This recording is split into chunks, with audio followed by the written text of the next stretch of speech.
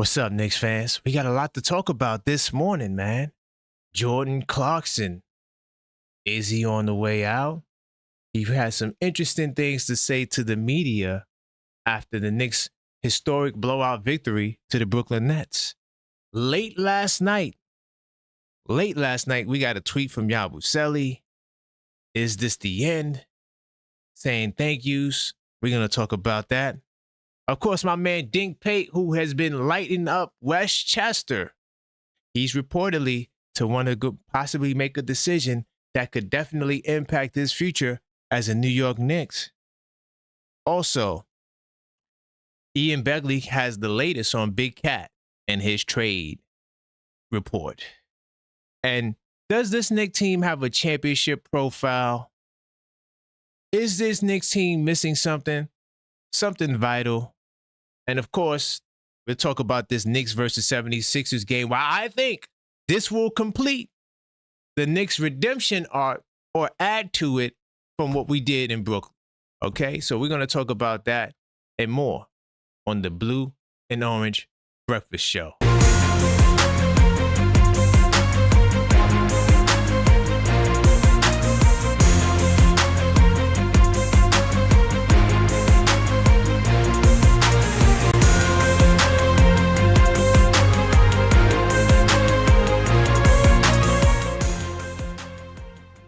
What's up, Knicks Nation?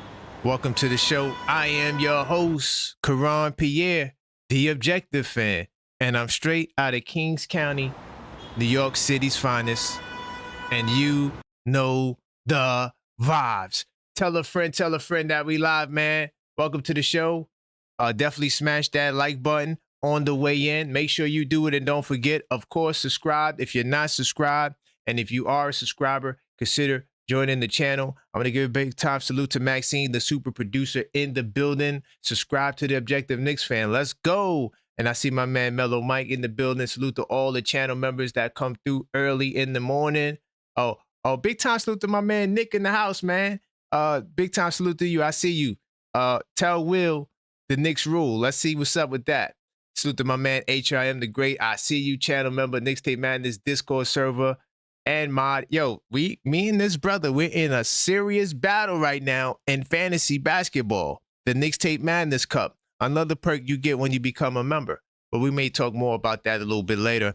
As far as the channel, man, listen, we on the road to 10,000 subs, man, and we picking up steam. We just blew past the 1,900 mark, and we look to hit that 2,000 mark by the end of the weekend. So, hey, help us reach our goal. Subscribe if you're not subscribed. If you always come to the channel, you don't hit that subscribe button, make today, let it be that day.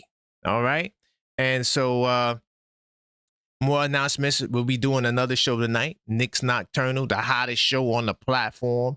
If you are a vampire, make sure you are there.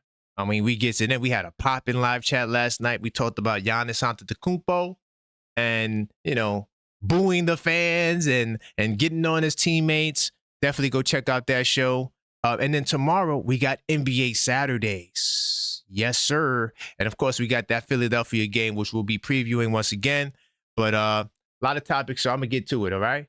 So I'm going to jump into research mode. If this is your first time here, bam, I always start from sources, and I put everything on the screen. So that way, there's no cap in my raps. We'll get into this Joel Embiid game log a little bit later. But I think I want to start off with Dink Pate. So Dink Pate, he's somebody who has been lighting up the G League scene. And honestly, I'm going to give this brother a round of applause because I'm always for the players doing what they need to do for themselves, right? I keep telling y'all, there's no such thing as loyalty in basketball, dog. That only's for us. We are the fans. We love the Knicks, all right? But when it comes to being the player, you got to figure out what is your lane. Yes, you want to be on a good team. Yes, you want to build some. But at the end of the day, you also have to consider yourself and your future. So former G League Ignite guard forward Dink Pate, who's currently playing for the Westchester Knicks, is exploring potential college options, according to his agent, Sam Permont of Rock Nation. He tells Jonathan Gnavi, is it, yeah, Genevieve or Genevieve? I'm sorry, I'm bad with foreign names. You know that. Of Draft Express. This is what he says. He writes on Twitter that Pate graduated high school in 2023, which could put him in the position to receive at least 2 seasons of NCAA eligibility beginning next season. However, it's unclear whether or not the 6'8" swingman will be granted eligibility based on the NCAA current rules. I think they'll give it to him because I could have sworn somebody else went back to college. No, but they never played. I don't think Nagy. I don't think he played in the G League. I think he just decided to go back to college. But like former second round pick Nagy, who I just said, he re-enrolled at Baylor, but I don't think he played. He went to the summer league, but he didn't play for the Westchester Knicks. Okay, Pate declared and kept his name in the NBA draft in 2025. However, unlike Nagy, Pate has also signed the NBA contract. But I think the new rules will allow for that change. Okay, and having completed an Exhibit 10 deal with the Knicks this past September. Okay. NCAA President Charlie Baker said in December after Nagy joined the Bears that any player that signed an NBA deal, including a 2-way contract, would not be permitted to play NCAA basketball. I think they need to change that. I think they need to change. Like, I feel like sometimes these brothers, they are making decisions that may not be the wisest decision, like entering the NBA draft, but he never played for the Knicks. Like, 2-way contract is that, I mean, yes, it is a professional contract. Big time salute to all of the G League players, but it's not like he has an NBA deal, right? And he didn't sign a 2-way contract, okay? He's only on an Exhibit 10. Well, he had an Exhibit 10 contract, but he was waived. It was nothing guaranteed. He's on a G League contract. So that shouldn't prohibit him from making it, right? Now listen to this. This is another key. So when we first saw this, Pate has turned down multiple 2-way contract offers from NBA teams with eyes towards retaining his college eligibility. So, okay, so apparently the Westchester Knicks contract won't negate that. Okay. Now but this is the kicker, because you could technically rule the Exhibit 10 contract as an NBA contract. So I don't know, but I don't think they should count that because these brothers never spent one day in the NBA. Okay. So yeah, if you don't know what an Exhibit 10 contract is, Exhibit 10 deals are non-guaranteed and only put a player in line for a modest bonus if he subsequently spends at least 60 days with his team's G League affiliate. Okay.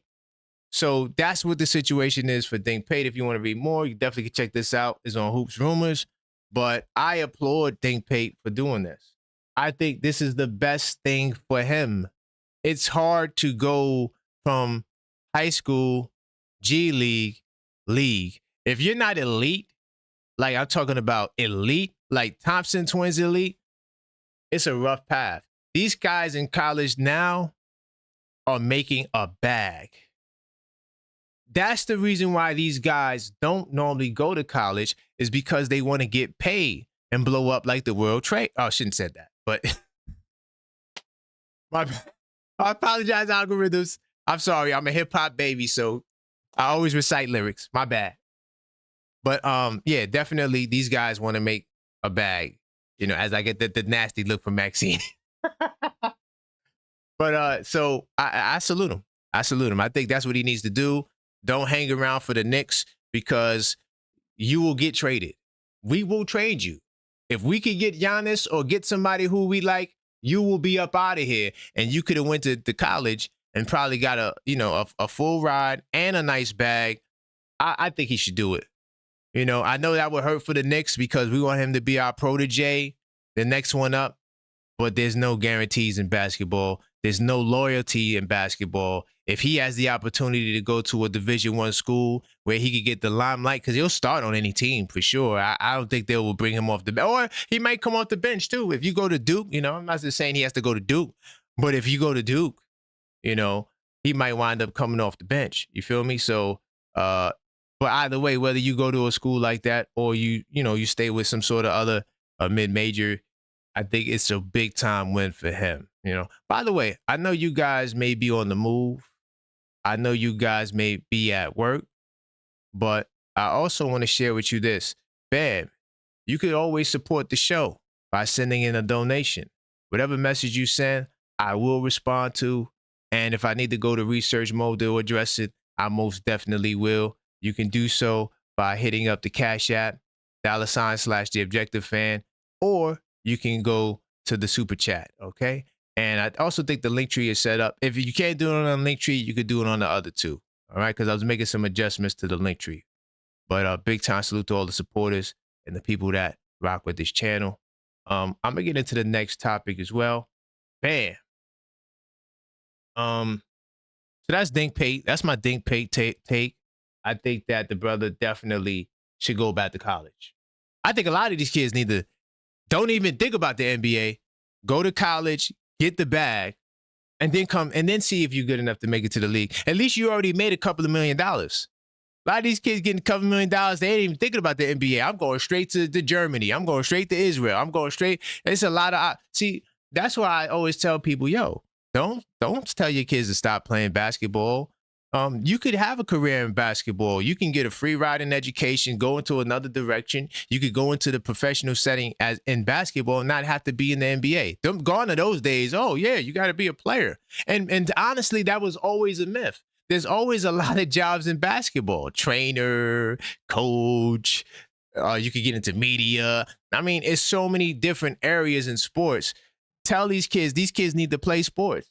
They need to stay active. A lot of opportunity. It ain't just about making it to the NBA. These kids got YouTube. How many kids is YouTube stars? I see these kids, YouTube stars, touring around the world, playing street basketball. So you never know where this can take your kids. So yeah, big time salute to my man Dink Pate. I'm gonna get to Yabusele, my man Yabu. Some of you guys refer to him as some not nice names. Hold on, where's my article at? Hold on, let me get my article. Let me get my Yabu on. Got too many sources over here. Continue to smash that like button as I get the Yabu tweet up there. No, I had it. Because here's the problem, right? You want to make sure you keep your Yabu receipts because a lot of times these players and celebrities, they be deleting tweets all the time. So let's see. I know this might be the Bondi tweet. And then from there, pull this up, and then we'll go into the Yabu tweet. All right. So yeah, we already pretty much knew this, that they've been shopping Yabusele, right? And what I'm gonna do now, because I can't find the tweet here, I'm just gonna look up the brother's name.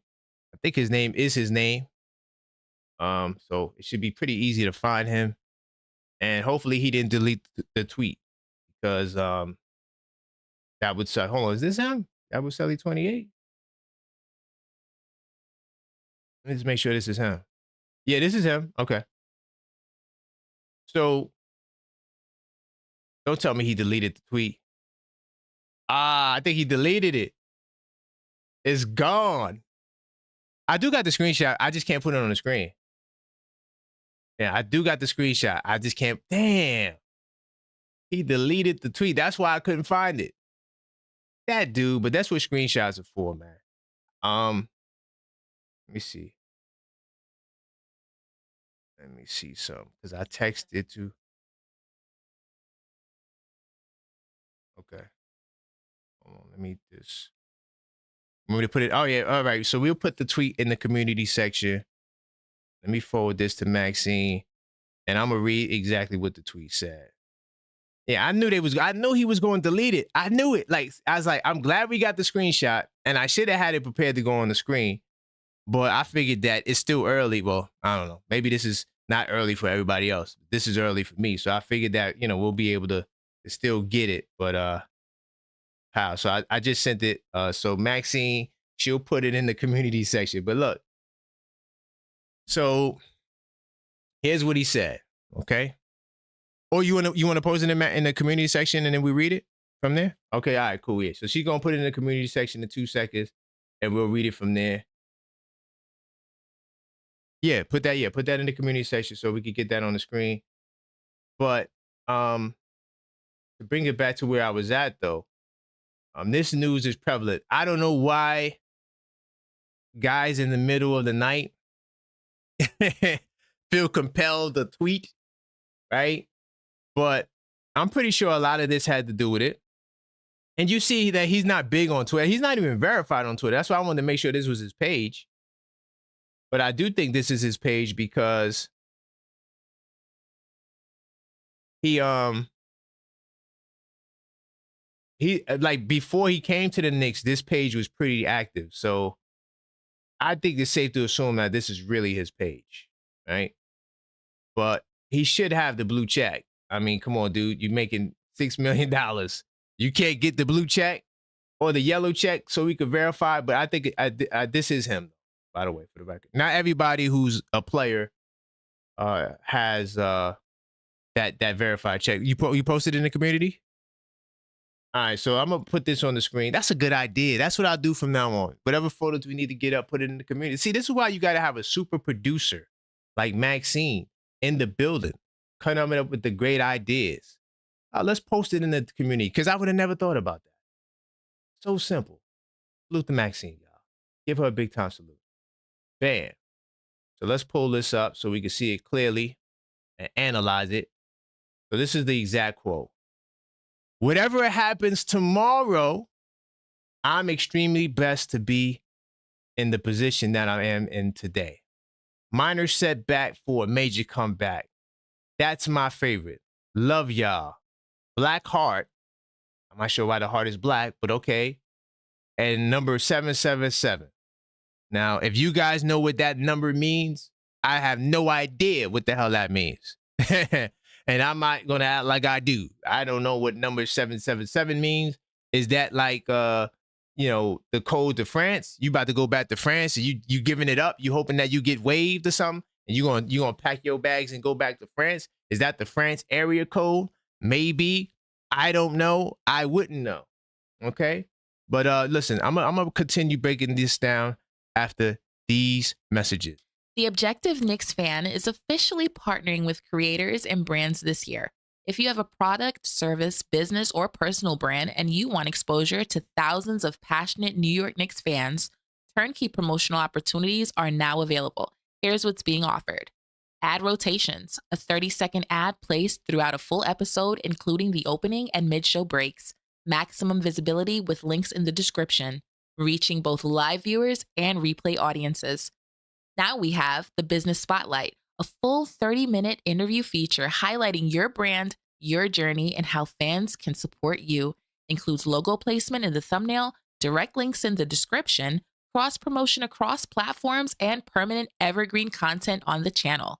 And last, we have co-host opportunities, where you can appear as an official co-host on the Blue and Orange Breakfast Show or Knicks Nocturnal. Your name in the title, in the thumbnail, equal airtime, and full promotional support across the Objective Knicks Fan Network. To activate and grow with us, go to linktree.com/theobjectivefan now. Big time salute to Maxine for delivering a nice message, letting you guys know about the different packages we offer on this channel. Once again, everything we offer on this channel is on linktree/theobjectivefan. Everything is there, easy, convenient to find information about me. So, but just to finish wrapping up this Yabu comment here. I don't know. All right, usually in the NBA, right? You're traded without any notice. Right? Most guys who are not stars, you don't get the heads up that we're getting ready to move you. Usually it's you've been traded, and it's not even the team. It's your agent. Like, yo, man. Or you watching ESPN, and all of a sudden you see, wait a minute, I've been traded to Milwaukee. What the? So I don't think he has a heads up. I just think this is based on the news. Now, if Leon Rose did give him the head up, salute to Leon Rose, changing the game up, maybe that might be the protocol, because that's not the protocol. Salute to Leon Rose. I think he's doing a great job. He's still on my own personal hot seat, not James Dolan's hot seat, my hot seat, because my singular pursuit is winning a championship. So until we have done that, he gets the smoke from me. But yeah, I'm putting, just to put a bow on the Yabusele. If you call up and you want to talk about it, do you know what the 777 is? I'm thinking that's the French area code. Maxine, is that the French area code, the 777? You're not sure? It is. It's a spiritual number. Okay. Well, God bless you, man. Big time salute to Yabu, and I wish him all the best. Wish him all the best. Oh, big time salute to my man Mark, New Day Entertainment, for that super chat, brother. I do appreciate you, Mark, man. Hopefully everything is going well. I know you working hard and you busy doing your thing. Hopefully the Westchester Knicks ain't giving you a heart attack. I know you stay in Westchester, courtside. Big time salute to you, man. I appreciate that super chat, brother. All right. Definitely. Once again, if you want to support, got something to say, I know my man Mark was just showing some love, but you could also, put a message in there and I'll respond. Like if you know you can't call in when I open up the lines, feel free to send the message. I will get to it and break it down. All right. Now, as far as topics are concerned, where do I want to go? Do I want to talk about Bodega Cat? There's an article here. I think I'm gonna save it for later. It's talking about the Knicks championship profile. I might do an unfiltered thought on that. I ain't gonna lie. There's a lot to break down. It's the morning show. Yeah, I'm not really trying to hit numbers and stats like that. At least not until I get to that 76ers game. So I'm a bypass that. So that's another incentive to join the channel. I dropped the unfiltered thought last night talking about Mike Brown and his recent decision and basically another I told you so video. I kind of do that a lot on this channel because I be on the money. When it comes to this game of basketball, I study the game of basketball. I don't watch the game of basketball. I study the game of basketball. And Mike Brown, if you watch that unfiltered thought, you will see exactly what I'm talking about. Big time salute to my man Buzzer Beater too. He's like, man, yo, what are you doing? You're just doing too much content, man. Yo, I eat and sleep this. Like seriously, I love this game. Always did, and my love just continues to grow for the game. So yeah, I can't wait till I get back out there hooping too. No worries. When you join the channel, you'll be able to see that as well. So I think I'll talk about Towns. You know what? Oh, you know what? Before I get to Towns, something this is how I always want to start the show. I like looking at the league like from a landscape perspective and just like, oh yeah, I see you over there. I see you over there. Looking at the rivals and the ops. So one of the things I want to do when I start the show, I want to look at the scores of the previous games, because I know you guys are on the way to work and you guys may not know what's going on. But last night the Hornets smacked the Magic. Now, I wonder if the Wagner brothers, there's no way the Wagner brothers played and got smacked. I might have to watch this condensed. Wagner did not play. Now, we don't make no excuses. But I know they're not getting smacked with Franz. There's no way. It's just not happening. So if Franz didn't play, they got smacked. That makes sense to me. 76ers beat the Rockets. I actually watched this game in preparation for this show. Great game. Great game. Nuggets and beat the Wizards without Jokic. The Nuggets continue to win without Jokic, man. That's a little scary because we got to see Denver coming up. And the Golden State Warriors lost to the Dallas Mavericks. Dallas Mavericks on the low. If AD can come back, they might make a push for that 8th spot in the playoffs. Dallas plays really good defense, believe it or not. And then you got the Chicago Bulls beating the Minnesota Timberwolves. I wonder what the story of this game is. There's no way Ant-Man didn't play. It had to be Ant-Man was out. No, Ant-Man played. Oh, snap. They got smoked with their team. Are the Bulls making a run? Okay. Bulls back to 500. By the way, for my 82 nice people, this is why I don't change my record when a team goes from sub 500 to 500. Because look at that. The Bulls was sub 500 for a while now, but now they're back to 500. So I'm supposed to go in and change all my stats. I'm not doing that. Like once we lose to a team, that's who they are. I'm keeping that record the same. That's for my Knicks and 10 people. Now the Spurs smacked the Jazz. I mean, the Jazz get beat by everybody. No one cares about that. The Clippers beat the Lakers. Now look, the Lakers are another team we got to see. The Lakers are another team we got to see. I don't think my man Reeves is back because he's on my fantasy team. Did LeBron play? LeBron and Luka, they got Lakers, man. I'm telling you, this is for next year. Lakers, they're not playing for this year. They're playing for next year. And that's how you build a championship team. You get the star, then you build around the star. All right. And then the Heat got smacked. Thank God. One thing I love to see, y'all, as a Knicks fan, I love to see the Heat get smacked. Oh my God. This brings joy to see Pat Riley, to know that Pat Riley had an angry face on last night. Let me see. No excuses. No injuries, no excuses. Oh no, they didn't have Hero, but we don't make no excuses. Okay, and because Portland has the most injuries out of any team. I mean, Portland rotate dudes. Guys, you would think this is a football game the way they rotate dudes in and out of the game. But that's all for the NBA report. And then of course tonight the Knicks don't play, but the Pistons play tonight. I might check out the Rockets. I might check this game out. I think I'm gonna watch this tonight. What time does this come on? Is it 7:30? Yeah. 7. Oh, right before Knicks Nocturnal. I'm gonna watch this game. Let's see, the Suns and the Hawks. Okay. That's gonna be a good game if you got lead pass. Celtics, Celtics Nets, that's nothing. Kings, Cavaliers. Ooh, you know what? I might have to watch this game because we got Sacramento coming. That's my next target on the scouting report. Yeah, I'm definitely gonna watch that. As far as the Pelicans and the Grizzlies, no one cares about that. Pacers versus Thunder. Yeah, Thunder gonna smack them. Nuggets and Bucks. Ooh, this is guys, to all my Giannis people. Y'all want Giannis to come to the Knicks? We better pray. Not pray, but we better. I'm hoping that the Bucks get smacked without Jokic so he could really see that, damn, I need to go to New York. His agent on the phone with him. Listen, man, you got to get to Nike on the phone with him. Listen, you got to get to the Knicks. You ain't going to win nothing. We can't sell no goddamn sneakers in Milwaukee, man. We got to go to New York. We got to get to the Big Apple. You see how crazy them Knicks fans are? Jalen Brunson, the number 3 in jersey sales. We're number 2 in merch. Hello?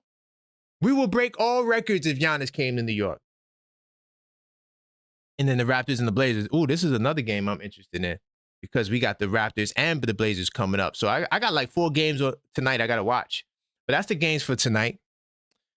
Big time salute to everybody in the building. Hold on, Maxine, I see you gifted a membership.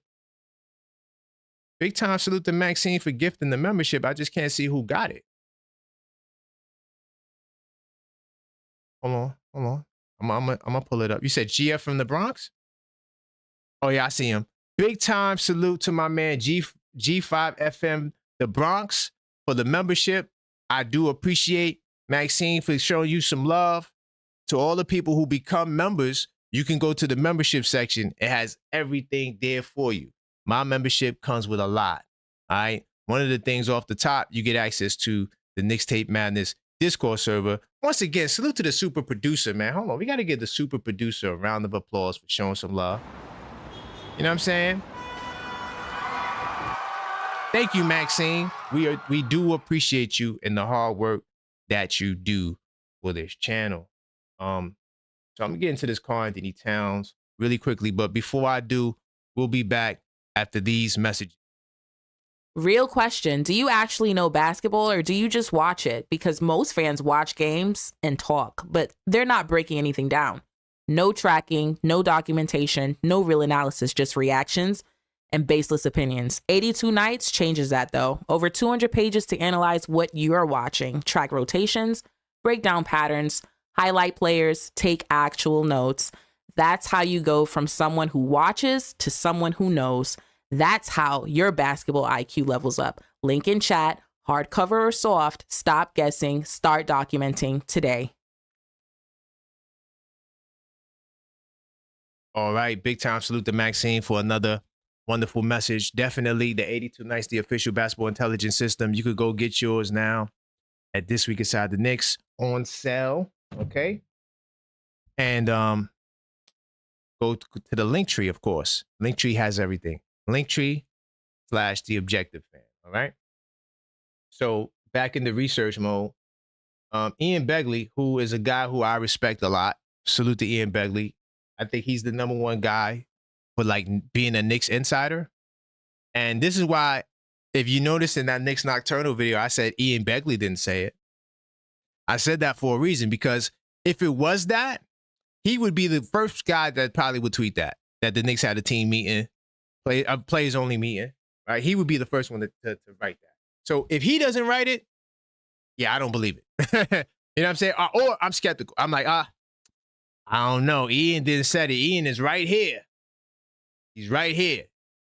So Ian Begley, he checked around on Monday, and everything that he gathered on the Knicks is they're not having any conversations on trading Karl Anthony Towns. Now, there's been a lot of reports on Karl-Anthony Towns, but this to me is the number one report that I'm sticking to. And for all you people that want Cat traded, it's clear that Cat isn't going anywhere. I also had another article from Yahoo that doubled down on it. But I started with my brother Ian Begley because I felt like he's the most exclusive when it comes to the the Karl-Anthony Towns trade saga. We talked about Towns last night about the package, the alleged package you'll get for Towns. It'll be a Trae Young deal. So as bad as you guys don't want Towns, do you really want that Trae Young package? Would you be happy with Towns going for Corey Kispert and CJ McCollum? Would that make you happy? If you got that package in return for Karl-Anthony Towns, right? And of course Zach Lowe, he highlighted the fact that there's been whispers of discontent with the Knicks that date back to last season, following an Eastern Conference Finals exit. Reports surfaced that many teammates and members of the coaching staff have grown frustrated with the big man's defensive efforts. Now, I don't know how true that is. I'm not trying to take a dump on Zach Lowe and his reporting, but one of the things, see, when you listen to NBA players speak, you gotta listen to more so what they're not saying. Because when you talk about media savvy and media trained, NBA probably has the best media training out of all the leagues. You're not going to get nothing from an NBA player unless they're fed up and they want out. Like Ja Morant, he's fed up, he want out. That's why you get the news you get from him. But Towns was on the Roommates podcast, and he said, I had dinner with Coach Tibbs the other night or last week. That's my man. We good. So I don't believe that he had beef with like, there's no reason for him to go on the Roommates podcast long after Tibbs being fired and said we had dinner the other night. I don't think the guys have to be that much cap.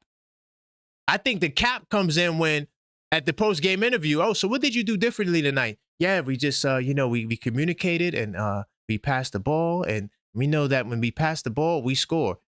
That's what you get from NBA players. Like, they never give you nothing juicy unless there's something there. So I don't believe the reports that Towns was being up out of here. I'm riding with what Ian Begley says, and what he said on Monday, and all the reports you've seen since then has come after, the Knicks had some embarrassing losses. Like, we got embarrassed by Dallas. So a lot of this news came from there. And I honestly believe that it don't make no sense to shop Cat unless you're getting Giannis. You're not getting Giannis, you're going to get a Trae Young package. I don't want a trade. How many do you guys want that Trae Young package? Please let me know. Please let me know. Do you guys want that Trae Young package? Maxine, I think I'm going to go to the phone lines before I get the clocks in. So if you guys do want to call up, 646-995-8389, call up to voice your opinion. Of course, the 3-minute call rules are in effect, and they will be strictly enforced. So if you got something to say, keep it within 3 minutes. I don't want to have to bang it on you. But, Maxine got on me. She's, oh, you letting these guys stay on the phone too long? It's supposed to be 3 minutes. What are we doing? And, she's the super producer, and she's right. I like to talk with you guys. You guys got great things to say, but we got to keep the show moving, especially in the morning show. So, the tight 3-minute rule will be in effect. And of course, as I go to the call-up show rules really quickly, we also have the ability for the $5 callback as well. So that still applies in the morning show. I don't know why I don't see that slide, but I'll find it in a second. I'm going to answer this unknown call because I think this is my man Randall. Let's see. Hello, is this Randall? Yeah. Okay, got it. All right, good, brother. Great to hear you and have you on the line. What's going on? We got a lot we talking about this morning. Pleasure having you on the phone. Anything you would like to address? We got mad topics. I'm gonna talk about Cat. Okay. So in other words, if there is a deal for Giannis, you don't think Cat gonna be in it? No, he's going to be in it. No. I said, yeah. I said if the only way you trade Cat is for Giannis. Yeah. Because they reportedly shopped him over the summertime for Cat. Like, reportedly, they said that Towns was mentioned in a possible Giannis deal, though it was nothing formal or official. But the report said they were willing to part with Cat for Giannis. So, yeah, he would definitely be up in there, 100%. There's something else I want to address also about trade rumors I've been hearing. Yeah. Well, I don't know if they rumors or not, but okay. One thing I've been hearing is about Eves Missy and Alvarado. Yes. Now the thing is this, my whole thing is this now. We got 4 centers on this Knicks team. Cat, right. Mitch, Huck Porty, yeah, and Trey Jemison. Yes. Now I'm thinking if they trying to get Eves Missy, there must be in a way they don't think that they're gonna keep Mitch. Bingo. Yep. That is something to strongly because consider. Eves Missy is on a 3-year contract right now. Facts. And he's on a rookie contract. Yeah, and it's a rookie contract too. Yeah. Money and savings. Because right now his contract, I think is what? I think what, 5.5 million, I think? Nah, I don't think it's that much. I think it's like probably like 2-3 because he was like a 16th pick or something like that. Oh, wait, yeah, that's right. Yeah. So he might be like in the 2-3, maybe 4, if that. Right, I doubt it. Right. I actually got that here too on the screen. I was going to talk about, no, not this. Where was it at? I actually had that on the screen where they had the package. It was for Alvarado and it was for Eves Missy. I had that. I don't know what I did with it. I'm gonna find it, but yeah. And another name that's been coming up over the last week has been Najee Marshall. Yeah.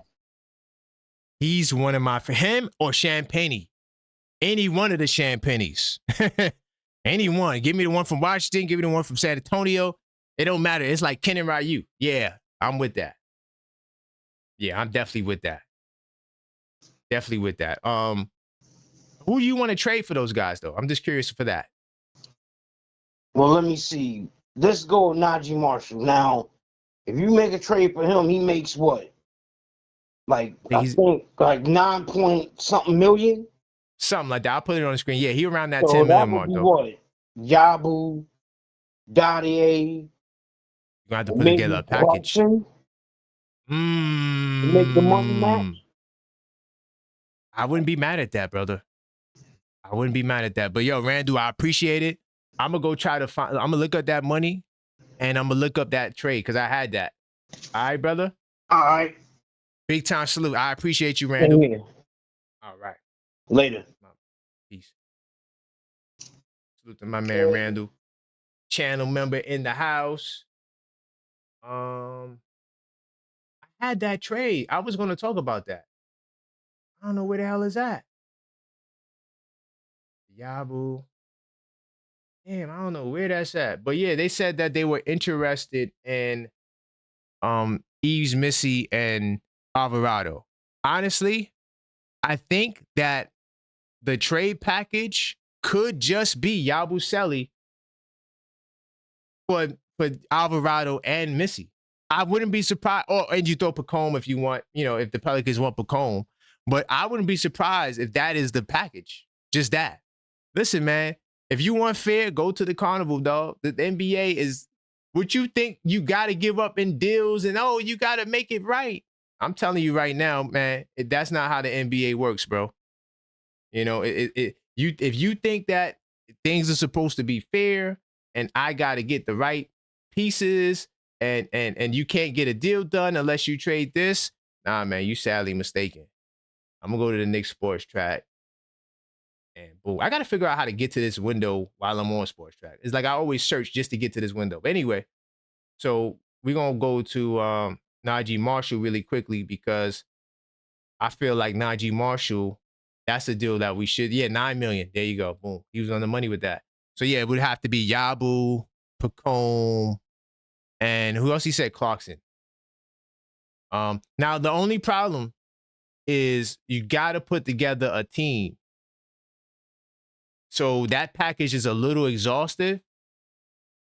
So that's why I don't think Najee Marshall will be it, because we're a hard cap. We don't got no wiggle room to do nothing, y'all. All right. We have no, look at it. You see this right here? You see that 148,000 in space? Now what you could technically do, and this is some real complicated NBA cap stuff. You could do the 2-for-1, right? So let's say you do Gershon 5.5, and you do, I know they're not trading Deuce, and you trade Bacone. They're not gonna let you slide with that. It's not enough money. Let me see. Yeah, you're gonna be short. Let's say the Bacone Dadier and the Yabu trade would be enough, and I could show you actually because we got the trade proposal thingy, right? So, this is some cool stuff. I'm gonna do this first, and then I'm gonna go do check out the Pelicans deal, right? So when we go to Dallas, we go to New York, right? And if you want to do this package here, I'm gonna let the trade machine tell you. I'm gonna see what the trade machine says. If you do this deal, what you could do, you could wait for a month, because the NBA gives you like either 30 to 60 days to have under the 14 player minimum, and then take that 148,000 and sign somebody. So that's a little cheat code that teams do, that Leon Rose could do. And he actually kind of did that last year, to be honest. Remember, I'm not sure if you guys remember last season when we had like 13 players, 12 players, and then we had all that injuries off the bench, and I wonder why Tibbs ain't played. Okay, I don't want to defend Tibbs on the morning. Let me let that go. But as you can see from the trade finder, the deal doesn't work, right? We're hard cap. It puts us over the apron. Can't do the Najee Marshall deal. Now, if you add another player to this deal, you're still going to have to sign somebody. Okay? Now, we could add, like he said, Jordan Clarkson. I'm curious to see what his cap hit would be. So the trade fails. Still. All right? Hard cap over the first apron by 12 million. Dallas is hard cap. So Dallas can't take on extra money. Hopefully you guys can see that. Now, really quickly, I'm going to go back and I'm going to go to the Pelicans deal. And this is what I think the Pelicans deal will look like, because I actually wanted to talk about this trade. I forgot. And for some reason, I can't find the article. But look, you got the Knicks and you got the Pelicans. All right? So we're going to start the trade. Bam. All right? We're going to go Yabu Selly only. I'm only going to do Yabu. Why is Dallas still here? Hold on. The hell? I don't need Dallas no more. Why is Dallas there? Let me refresh it. Sometimes the trade hit glitches. If it does, just hit the reset. It'll come back the way you need it to. I don't need Dallas in the damn trade. All right, cool. So I'm just gonna put Yabu, right? This Yabu by himself right now. If I need to add Pacome, I'll add Pacome. All right, and then we want Ease Missy, who makes the 3.3. Damn, I'm on the money with his salary. 3.3. I told you I was probably around 3.3. And then Jose Alvarado, right? Bam. Oh, yeah, so we have to add somebody. Okay, I forgot Alvarado does make the 4.5. Okay, cool. So let's go back. We add Pacome Dadier to the deal, who the Knicks, they want to get rid of Pacome anyway. So, that's not even a hot, but boom, the trade's successful. So don't be surprised if this is the deal. Now, if the Knicks might throw in a second-round pick just to make them feel better for giving up, I know Ease Missy's a first-round pick. I'm not sure about Alvarado. Is he a first-round pick? I don't remember. Let me see if Alvarado's a first-round pick. He might be. Oh, damn, it's not going to work like that. I don't even know what pick he is. He might be a first-round pick, second-round pick. Don't matter. He's a really good player. This is the deal that Leon's trying to do. You bet your bottom dollar on it. I don't think you have to trade Mitchell Robinson. Now, if you do want to add Mitchell Robinson to the deal, or if you say this too, here's another option that I don't think nobody's considering, because for whatever reason, we think guys are just untradeable. Let's take Pacome Dadier out of there, and let's say you want to get rid of Huck Porty. All right, let's add Huck Porty to the deal. We'll be short, because I was thinking that you might be able to do Huck Porty, but no, because Huck Porty doesn't make enough money. But I was saying, like, to keep Mitch, for my Mitch-ettes out there, if you don't want to trade Mitch, this is the deal. But you can't do it. Right?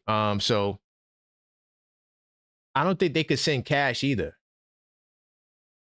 No, I don't think we could send cash, but we still can't. We can't take in more money than we send out. So that's a hard apron rule that you can't beat. But here's the Mitchell Robinson trade. Unfortunately, y'all, I know y'all don't want to see this, but this would be the Mitchell Robinson deal.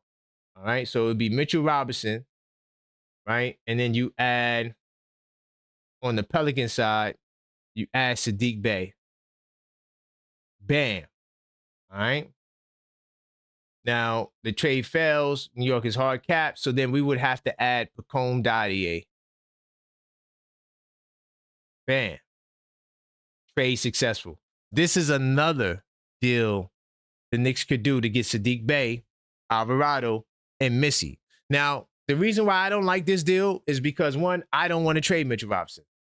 I don't know. I'm not sure if Ease Missy is the solution for Allen and Mobley. I don't know if he's the solution for Jalen Duran. I don't know if he's the solution for Jokic. I honestly don't think he is. So that's why I don't think this is the package. I think the other package that I shared with you guys is the package, and I think they might move off of Ariel. I could see them moving off of Ariel. Maybe you package Ariel and Pacome Dadier to try to get somebody. I don't know. But if they're going after Ease Missy, I think they're moving off of Ariel, not Mitchell Robinson. That's just my take. What say you? All right. And I'll take a couple of more calls after these messages. I also want to take a moment to shout out another partner, Talkspace. We talk a lot about performance, discipline, and consistency, but none of that exists without the mental side being right. Talkspace gives you private access to licensed professionals so you can work on things like stress, focus, motivation, emotional control, and life balance. This isn't about something being wrong with you. This is about building mental strength the same way you build anything else with the right support. If you're carrying pressure, trying to stay sharp, or just want a space to think clearly and move better, Talkspace is a real resource. You can check them out right through the link in the description, Linktree/TheObjectiveFan. Talkspace, mental performance for support for real life.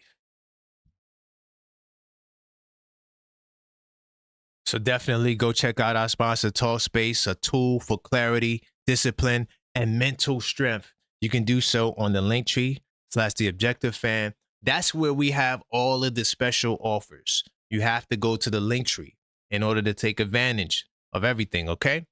As far as calls, if you guys want to, I'll take a couple of more calls, and then I'm going to get into Clarkson, and then I got to talk about this 76er game. 646-995-8389. Call up, voice your opinion. Remember, we have a tight call-up show rules, so 3 minutes, that's the rules. I don't know what happened to my rule slide, but it's all good. You guys know the deal by now. 3-minute calls, okay? And I'm curious to hear what you guys got to say about these topics.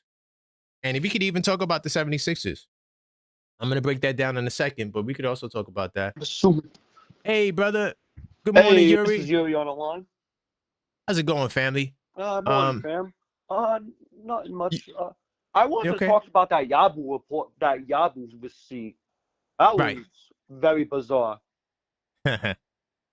I'm thinking I'm trying to see, did a trade report come out that I don't know about? I was traveling the internet like it was yesterday. Right. I ain't find nothing. Nah, there's nothing. So I'm just, it was weird to me because I'm like, usually you don't get the heads up, but maybe they told him something, you know. That's what I'm assuming. And we just haven't heard anything about it yet. Right. No. So but I mean, trading Cat, I'm not trading Cat. I'm going to tell you why. Hell no. Do I really want Cat to have a Trae Young package, but that we get nothing out of it? Come on now. You know, I get it. The guy's having a down year, you know, and he's feeling a lot of pressure from not only just the fans, probably from his teammates as well. Yeah. And the way I view it is, you got to write it out with Cat. You gotta. You can't trade him until the off this season, if you even want to get Giannis. Right? Whoa, hey, you got to slow that. If you want to get Giannis, we want Giannis. You got to relax. But go ahead. But no, I'm gonna be my final thoughts on it. It's like, listen, could be worse, could be better. I like where we are right now. Okay. All right. So are you buying the redemption arc? Oh, he hung up. Okay. Big time salute to my man Yuri. I wanted to know if he was buying the redemption arc. Oh, hold on. This is him. Yeah, sorry, I had my pops call me. No doubt. I just wanted to know, are you buying the redemption arc? Do you think that the win over Brooklyn means that the Knicks are back? We're back to the old Knicks and back to our winning ways? Philly's going to be a real test, honestly. You know, they punked us 2 games in a row. Mm-hmm. Right? I would like to say yes to that, but I just don't know with this team now. You know, Copy. So I'm uncertain. The way I view it is, listen, just one game at a time, take the wins as they come. No matter what. I feel you. Any final words for the people, Yuri? Yeah, my final words is this. Let's go Knicks, and let's hope we can beat Philly Saturday and get our first win against them. Okay. Listen, the regular season don't mean crap until the playoffs start. That's true. I mean, it means something, but it ain't the end all be all. Yeah, exactly. Like we don't want to be the regular season champions like Cleveland or like Detroit. You know what I'm saying? We don't want that title. We all know when playoffs comes, this team kicks it to a whole nother level. Bingo. And that's what we banking on, man. But I appreciate you, Yuri. Big time salute, brother. All right. Yeah, if you guys want to get into a couple of more calls, if you got something to say, feel free to hit the line. Let me get the number on the screen really quickly. 646-995-8389. Bam. All right, you can call up.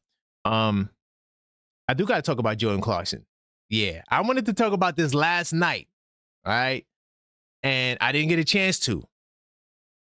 But Jordan Clarkson, looks like that brother might be out of the rotation. He might be out of the rotation. 646-995-8389. And of course, if you can't call in and you want me to go over something that you want to share, you can send in the super chat or Cash App, and I will respond to your message. I do appreciate all the support and the donations. You know, this is an independent show. I do a lot of research, and I'm here. I'm doing 2 a days. I've been doing 2 a days, whether or not the Knicks play or not. So, and we always got a lot of topics to talk about, man, because sometimes you just got to read in between the lines. And, you know, there's a lot going on.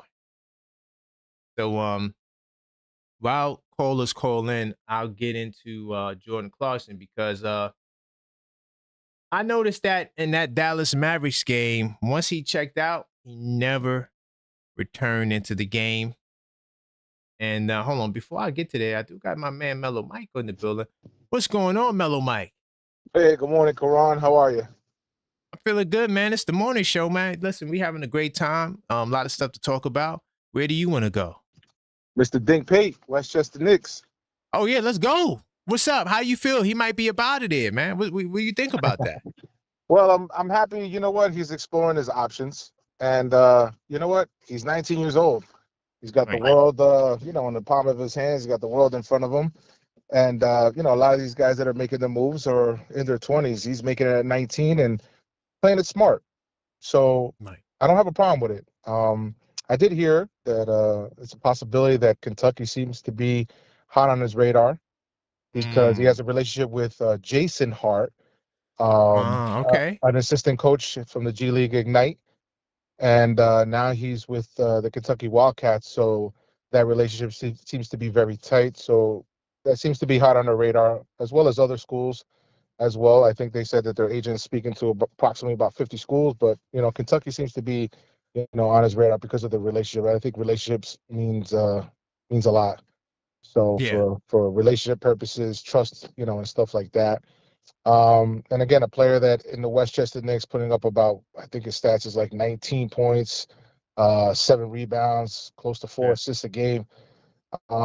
Whatever is best for Dink Pate, if it's to go back to school. And I did just read up that the Westchester Knicks don't have a problem with it. They support his decision, whatever he decides to do.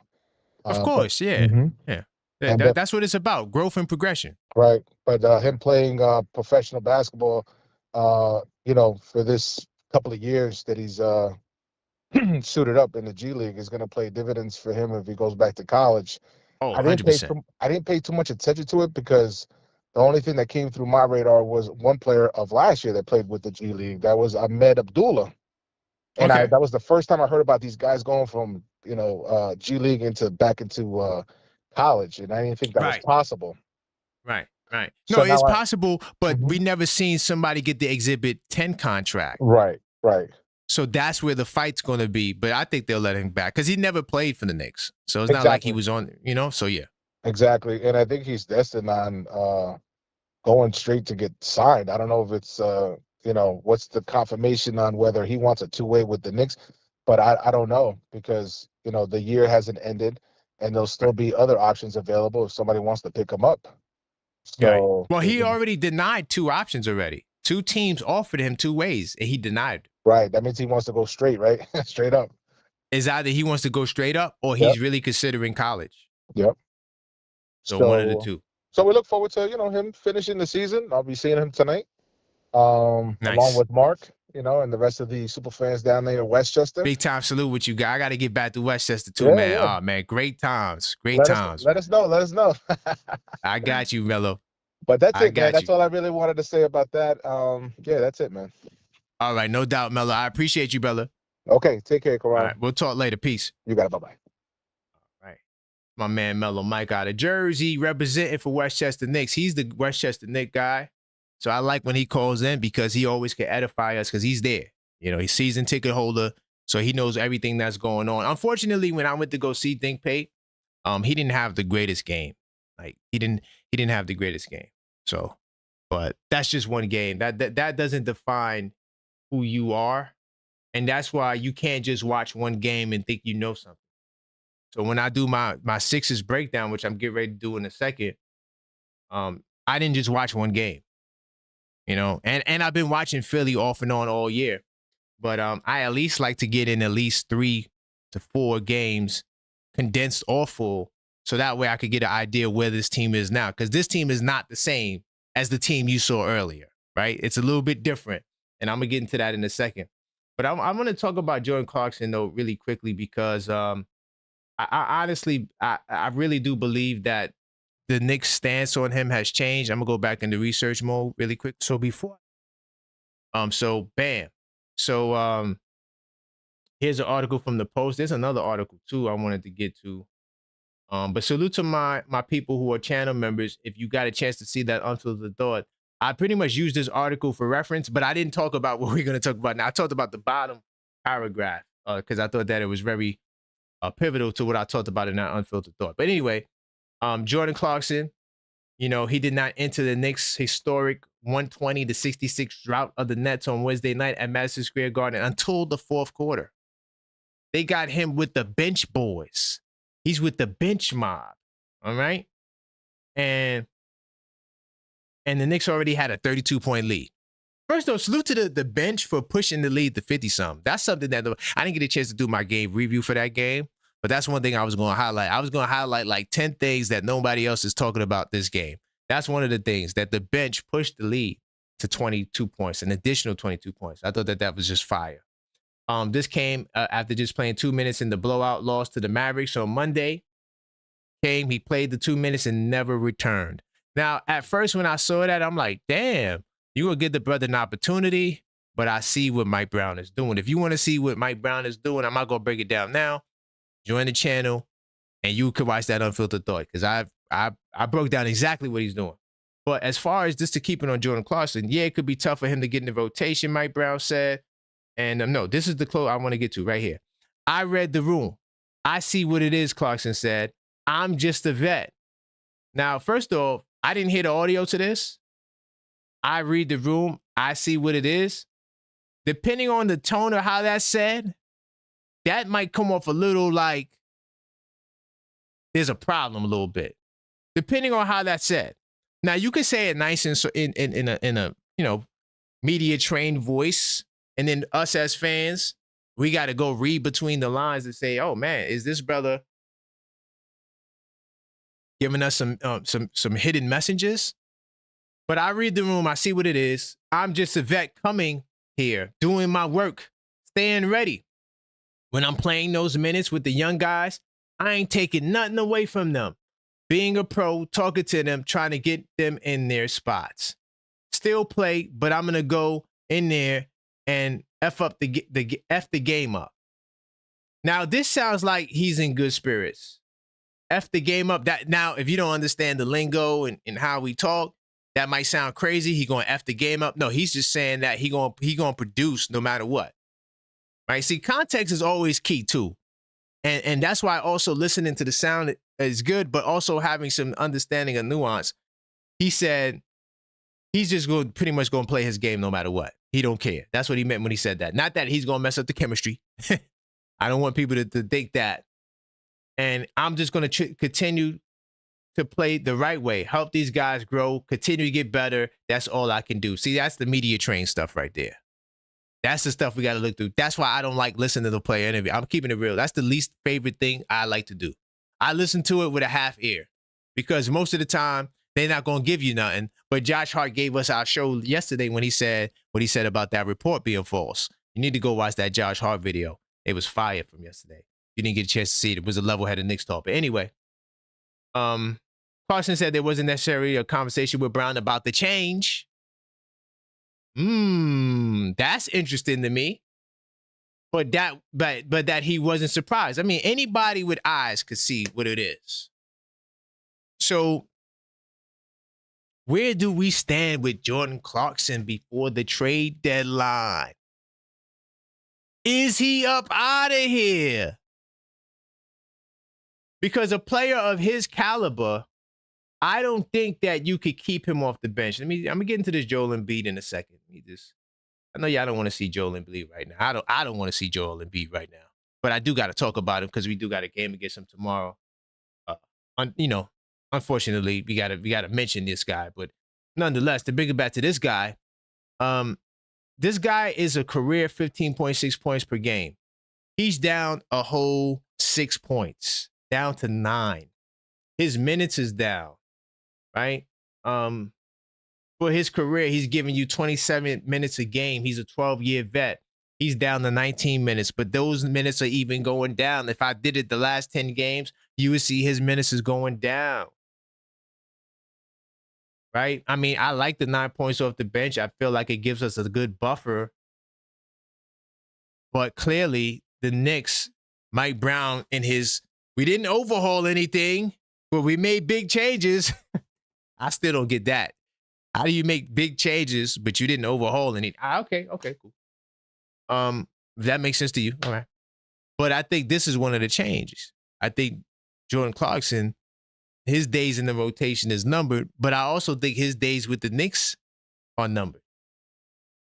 Because let's keep it real, y'all. And I said this team is not built around Jalen Brunson. And maybe I might do Maxine, should I do Unfiltered Thought? I might do an Unfiltered Thought or a show on that. What do you think? Why the team is not built around Jalen Brunson? Should we do that? The team is not built around Jalen Brunson, right? And when I'm saying that you need to have guys that complement Jalen Brunson's game. We got guys that are talented and we're trying to put on an ensemble of a team, but it's not like we got Jalen Brunson and then we went through 3 years of drafts and we drafted this guy because he can run pick and roll with Brunson, and we drafted this guy because he can come off the bench with Brunson, and then we drafted this guy because he defends and he can hit the corner three, and then we drafted this guy. Like, we didn't build a team like that. What it was we colluded, or I'm not going to say we colluded. I'm going to say we were found guilty of tampering, right, by the NBA in bringing Jalen Brunson to New York. There may have been prior conversations based on the NBA investigation, and that's how Jalen Brunson got here. These are all facts, not my opinion. All right? So when they got him, I don't believe that Leon Rose thought that he was the star that he became. And fair, because most of us didn't. So because of that, that's part of the reason why the team is the way it is. But I don't think that Jordan Clarkson is a great fit with Brunson, because notice the game. they don't play together. Jordan Clarkson and Brunson rarely play together. Rare. He recently started coming in the first quarters, but there was a time when Jordan Clarkson, he only came in when Brunson wasn't in the game. You know why? Because he's not a good fit with Brunson. We're going to do some content on that, Maxine. But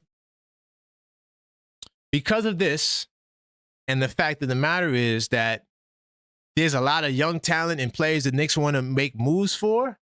Think about it. If I could flip Jordan Clarkson for Jose Alvarado, I'm not saying this is the deal, right? I'm not saying this is the deal, but just let's go back a little bit, just to give you a little more, insight as to what I'm trying to deliver. Now, Alvarado makes too much money off the rip. He makes about 4.5. But let's say there was a young guy who you believe you had a future with, and he was in the first or second year of his deal, and he makes around the money that Jordan Clarkson makes. He would be more enticing, or he would be more appealing for the Knicks, because Jordan Clarkson is out of here. He's one and done. There is no Jordan Clarkson on the Knicks next year. I'm not sure how many of you guys know that, but Jordan Clarkson will not be a Knick next year. So if I'm Leon Rose, I'm looking at a Jose Alvarado, but not him because he makes too much money, but a guy like that, so I could flip Clarkson for that guy and have cheaper salaries on the books longer. So that's why I think Jordan Clarkson is out of here. Not because he's not good. It's not because he can't play. It's not because he don't got it. I don't think he's the fit that they thought they could get on the Knicks. Plus, this brother right here, let me tell you this brother right here, who I will not trade unless I'm getting Giannis. Not this guy. Hold on. The hell? This guy right here. My bad. I'm wilding out. This guy, Miles, I always call it right Deuce. That's why. So I'm not used to writing Miles. Anyway, but this guy right here, I think also stepped on his whole run. Deuce is giving you career high points. He's shooting 43% from three. And defending 94 feet. And you could play him with Brunson. My bad, I'm not in research mode. This brother right here, he stomped all on Jordan Clarkson. All right? I do got a call. I'm going to take this call before I get into the next messages. Let's see if this brother could answer. You know what? I will take a couple calls. I'll take one more call if you want. Yep. Hey, Moses, what's going on? I'm doing good, man. So what caught your eye? We talking about a lot this morning. What's going on, brother? Talk to me. I haven't seen the game in quite a while. Hold on, really quick. You're really low. You got talking to the phone, brother. Can you hear me now? Way better. Let's go. All right. Yeah. So I haven't seen the game lately, but do you think did Clarkson start? Did Clarkson ever started when he came in Knicks? Let's pull it up. I don't think so. Well, I don't think so. Oh, you say you think he should start? Yeah, give it a try. Why? Why exactly? Because I don't think he will be happy coming off the bench for a long period of time. I mean, if he's happy coming off the bench, I'm cool with that, Do you know that he's one of the greatest six men of all times? He's like top 10 in six-man scoring. He's six man of the year. This is what he does. He comes off the bench. I mean, I'm okay with that if he doesn't mind that. But yeah, by the way, he hasn't started no game.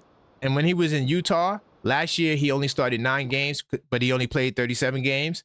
The year before that, he only started 19 games. So he's been coming off the bench in Utah. Yeah. Okay, but the question is he going to start? Is he going to fit well with Brunson? That's the question. No, I just explained why I don't think he fits with Brunson. That's why they rarely play together. Yeah, I mean, but he'll help a lot if he can come off the bench. You know what I'm saying? But however, but anyways, the main topic I want to talk about here is they need more big men coming off. They need a big man, a backup big man for real. Okay. Like I'm looking for wings. I don't need no more guards. Everybody says you need another guard. No, I need scratch that. I need a big man. Right. That's how we got eaten up by Indiana last year. You know what I'm saying? So we know we need a big man. Like I could get a 6. If I get a 6'8", fine. But I'm aiming more towards like a 6'10" and up. You know. Okay. What's your thoughts on that? Like, who are we gonna get as a big man? What big man we get in the league right now? I like Sadiq Bey. I mean, he's not 6'10", but he's 6'8", 6'9". He's like a mini Julius Randle. That's really it, to be honest. I don't think the other guys are available. I would love to get Bobby Portis, but I don't think he's available. No. Well, but who are you gonna give up to get that guy though? No, I mean, well, you're not getting Bobby Portis, but what I would give up to get Sadiq Bey, it'll make me think about Mitch a little bit, but I wouldn't trade Mitch. I would try to do Yabu and Pacome and maybe throw in some second round picks. But how good is that player? You didn't see what he did against us? He had like 21 in the first quarter. But is he consistently doing that though? He's a consistent bucket getter, bro. But listen, Moses, I appreciate the call. Let me say this. I mean, hold on, Moses. I appreciate the call. We do got a strict 3-minute rule. And Maxine was getting on me, brother. I appreciate it. Listen, I'm doing another show later. So if you want to call back, we could talk more later. All right? All right. Big time salute. That's my man, Moses. Yeah, we got to keep the calls tight, especially in the morning show, because we got a lot of topics. So yeah, we got to keep it really tight. I'm going to get into the Sixers game after these messages. So before I get back to the content, I do want to let you guys know I created a new Linktree page, linktree.com/TheObjectiveFan. All you got to do is go there, check it out. I got all types of stuff on there. You can send me a super chat. You can buy 82 Nights Journal, everything that I'm pushing, my Substack link, my YouTube link, my TikTok. If you want to connect with me more, want to get my email address, everything I'm pushing is directly on linktree.com/TheObjectiveFan. Definitely go check it out. Scan the barcode, link in the description, links everywhere, and you will be able to access more of me. Now I'll let you get back to the content. But before I do, don't forget to subscribe. Like the channel, like the video, so more people can check out the video. But also, if you are a subscriber, consider joining the channel.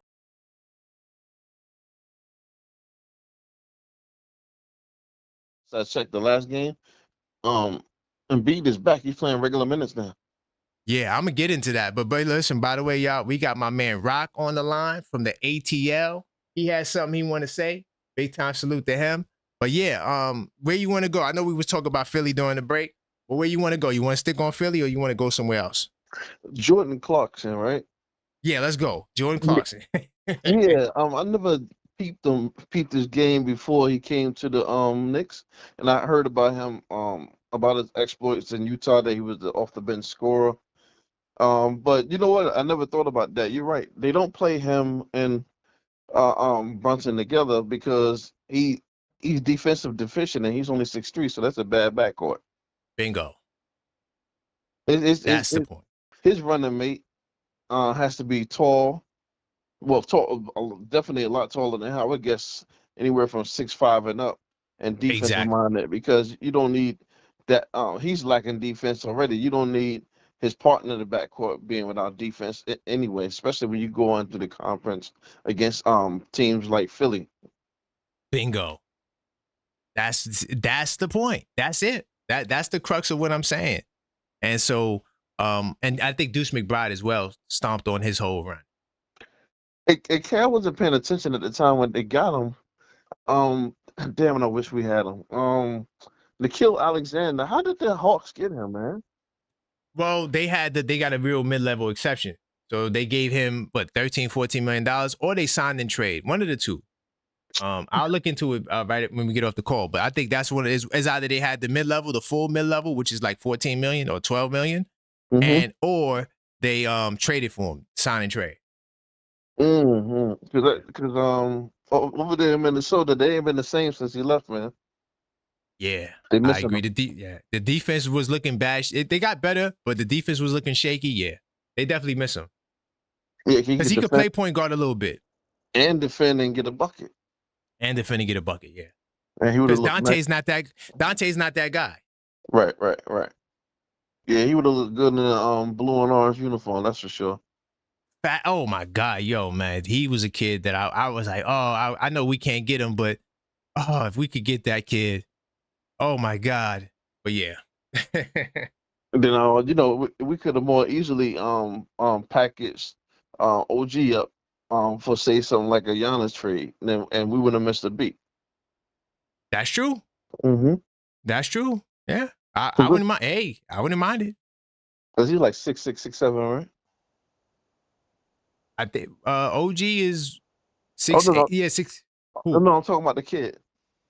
The kid like Alexander. No, he's like 6'5" though. He's more, if he's 6'6", it's like a 6'5", 6'6". He ain't that tall. Okay. Oh, okay. I thought he was. Maybe because he's so slim, he looked taller than me. Yeah. Yeah, but he's solid though. He could play both positions if you need him to. Yeah, definitely. That's why I'm surprised Minnesota. Well, I'm not surprised because Minnesota trying to stay under that second apron. They ain't trying to get above that second apron. Right. That's why they let him go. Mm-hmm. Yeah, man. But yo, Rock, I appreciate you, man. Tonight we'll be back, man, and I might do it. Yo, if Yabu gets traded, we gonna do another show. We coming right back at you. Yeah. So I appreciate you though, Rock. All right, have a good one. Big time salute. All right. My man Rock from the ATL. I'm gonna jump into the 76ers game. I'm confident. I did my homework. Now, I'm not a delusional Knicks fan, so I'm never gonna be like, yeah, we're gonna blow them out. I said that about the Nets though, because I know the Nets are really trash. So I was very confident going into that game, and I love to take digs at the Nets. I love to take digs at my man Ill Will from the Ville, because I don't know where the hell he gets this love for the Nets from. Just because we from Brooklyn, come on, that's a Jersey team. But that's another topic. Anyway, nonetheless, I'm going to talk about the 76ers game. So I'm going to start off with ESPN, and then we work our way backwards from there. Now, we played this game twice. We played this team twice, right? And I'm going to say this off the rip. This team is definitely, I feel like they're probably better from a compatibility standpoint than they were when we first saw them, right? This is the first game, but I'm gonna come back to that. I'm gonna start here. I just want to give a basic preview of the game. If you don't know, it'll be Saturday, 3 p.m. So this is an early game on a Saturday. Early games are tough on a Saturday. While it may seem good for a guy like me who's a family guy on a Saturday, I would prefer to have the games later. But it is what it is, right? Another key thing about this game, no injuries. Both teams for the first time all year, the 60s just got healthy, but they got both teams, no excuses. Everybody is there. They got their whole squad. We got our whole squad. So this should be a doozy. Now, of course, you always get late minute scratch offs, somebody might tweak something, and I'm going to go to the 76ers basketball reference. No odds either on this yet, at least not from what ESPN's saying. And honestly, I don't want to report on odds because it's kind of early. But I will say this. Oh, if you want to see something with odds, ESPN is leaning towards us as the favorite. And I'm going to explain why they're leaning towards us as a favorite in a second, and why I'm leaning towards us as a favorite, right? The Philadelphia 76ers is a good team, but they're not all of that. Now, some of the rankings I want to talk about, they're bottom 20 in offense, right? They're ranked 16, bottom 20 in defense. They rank 12, even though they're close to top 10, they're still bottom 20. I'm going to give you our record in a second of what we do against these teams. Anytime we go up against bottom offenses, bottom 20 offenses, and bottom 20 defenses, we are really good. Now, I know you're going to say, well, damn, we lost to this bottom 20 offense already. So how much better could it get? Well, you're dealing with a Philadelphia 76ers team that while they're playing good, there is some other underlying things going on with Philly that I do think that Mike Brown and the boys in orange and blue, I do believe that we can exploit. And I'm working on the back end to get that. But one of the things I'm worried about, and this actually burnt us in game one, the Philadelphia 76ers they are the number one, well, not number one, they're top 10 in forcing turnovers at 15.5 a game. Game 1, we lost to them, and we were dominant in on the glass, in the paint, right? But the reason why we lost is because we had 18 turnovers. They turned us over, and they got in transition, they was able to get buckets, right? So we have to prevent the Philadelphia 76ers from doing that. Their half-court offense is not that bad either. I'm telling you right now, way better than what we initially saw from them last time we saw them. In the half-court, it could be a problem, Houston. It could be a problem. But this Knicks team is a team that I feel gets up for games and looks for moments to get up, and I think we will in this game. By the way, against bottom 20 defenses, according to how I track the stat, we are 20-9. And against bottom 20 offenses, we are 23-4. So we're really good against teams that are not top 10. Against top 10 offenses, we're 3-4. And against top 10 defenses, we're 6-9. So yeah, we struggle against top 10. Fortunately for us, the Philadelphia 76ers, they're not top 10. Now, here's another area too that is an area of concern, and it always rears its ugly head when it comes to the Knicks, is going up against teams that have top 10 defensive rankings in three-point defense. The Philadelphia 76ers, they give up 34.8% threes a night. That's 6th best in the league. They are one of the best three-point defenses in the league. They also limit teams' three-point attempts. They're top 10 in limiting opponent threes. They only give up 12.6 a game. So, I know we have hot three-point shooting, and we've been on from when it comes from three, the Knicks have been shooting pretty well in recent games. Anytime we go up against a top 10 three-point defense, we are 8-8. So we're a 500 team. It's not that we can't win. And the Knicks have persevered when they're not shooting the three well or going up against top three-point shooting teams. But we're like a 500 team, pretty much in a nutshell. So that gives us 50-50 chance right there, right? I take that. But yeah, we got to protect the ball. Because game 1, we dominated them. Mitchell Robinson in game 1, to all my Mitchettes. And this is why Mike Brown went with the double big lineup in the second game, which was a mistake because the double big lineup is inept. We know that. Do you guys want me to give you the record of what the double big lineup is? The double big lineup is 5 and 7 whenever they start together. So it's not a solution. See, here's what I also think Mike Brown has discovered. I think he discovered that Towns and Mitch play better when they are apart. And that's why you won't see them together in games. Okay? So in game 1, Mitch had 21 and 16 off the bench. Okay? Off the bench. But there is one factor to that, and that is Joel Embiid did not play, because when Joel Embiid played the second time, Mitchell Robinson looked like he definitely was humbled in that second game. But let's keep Mitch in high regard here, and let's hope that Mitch can bounce back, and maybe Mitch is going to take this challenge on. This is the guy that almost injured my career. Let me show some pride. See, that's what I need to see more from this Knicks team. We're going up against a dislikable rival, right? We like to call him little bro.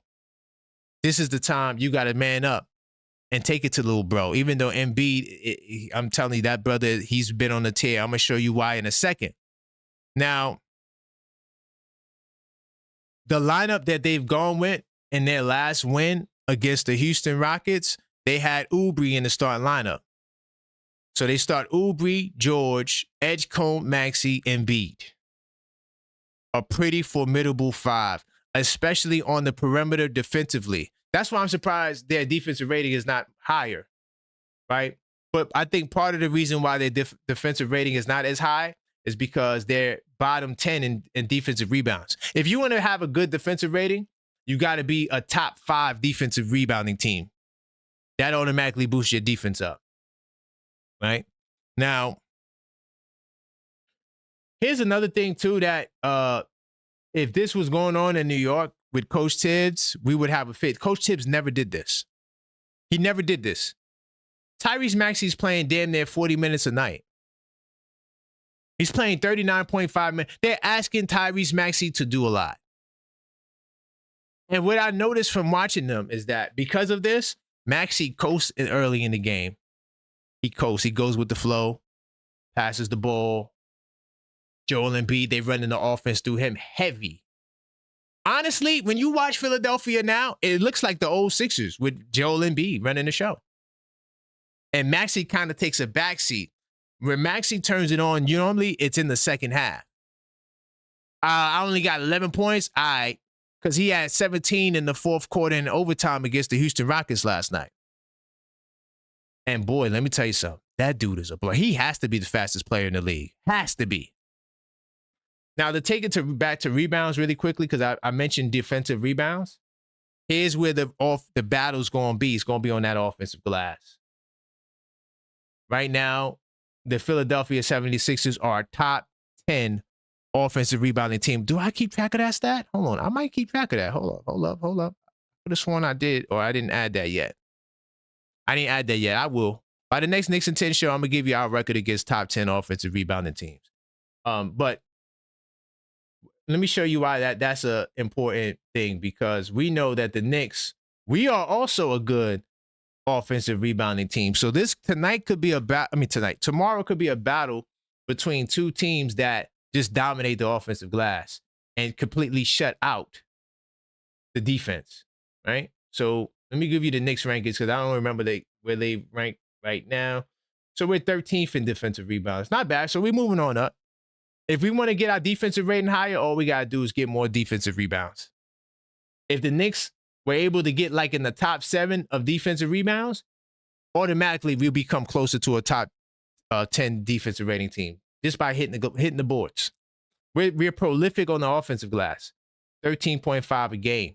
So we're going up against another team that also struggles on the defensive side, right? In the Sixers. Now I'm not going to say struggle. They're just not as prolific.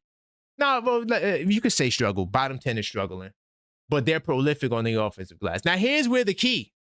How we could dominate the glass against this team.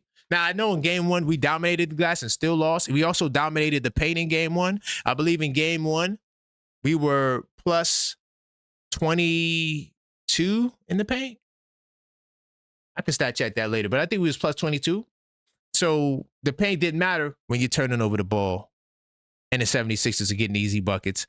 And they also making threes. So that's what killed us. But here's my silver lining on the glass. They don't do a good job at keeping the opponent off the glass. They give up 44 rebounds a game. We average 46 rebounds a game. They give up 44. So that could be a major key in this game tomorrow. I'm curious to see, does Mike Brown change any lineups because he has Joel Embiid? Speaking of Joel Embiid, let me tell you something, man. The only reason why the 76ers are 19th in pace and they're not 9 or less or higher is because of Joel Embiid. He significantly slows them down, bro.